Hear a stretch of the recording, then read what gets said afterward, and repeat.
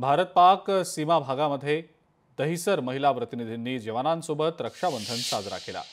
दहिसरमधल्या आमदार मनीषा चौधरी यांच्या नेतृत्वाखालील 95 महिलांच्या प्रतिनिधी मंडळाने रक्षाबंधन साजरा केला। राजस्थानमधल्या बारमेर आणि जैसलमेरमध्ये भारत पाक सीमेवर जाऊन जवानांसोबत रक्षाबंधन साजरा करण्यात आला। ऑपरेशन सिंदूर मोहिमेमध्ये सहभागी झालेल्या जवानांचा यावेळेला शाल आणि मिठाई देऊन सत्कार करण्यात आला। शाळकरी मुलांनी बनवलेल्या राख्या आणि ग्रीटिंग कार्ड्स जवानांना भेट दिले गेले। भावुक क्षणांनी भरलेला हा दिवस देशभक्तीचा आणि भावबंधांचा सन्मान करणारा ठरला।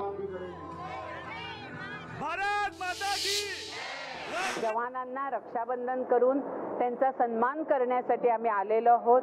ज्या प्रमाणांनी जवानांनी आमचं स्वागत केलं आणि आमच्या बहिणींकडून प्रेमाने राखी बांधून घेतली।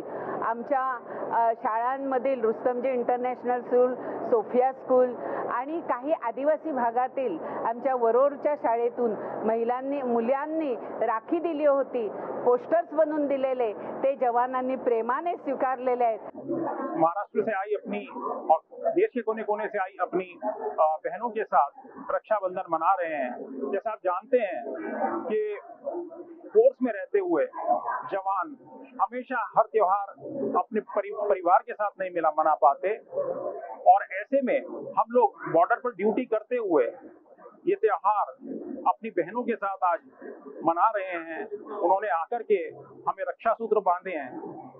ये एक बहुत ही हमारे लिए एक अहम दिन है और हमें एक बहुत ही अच्छा एहसास देता है। हमें अपने परिवार से दूर होने का एहसास नहीं होने देता। लोकशाही मराठी ऐका, पहा, जागरूक रहा।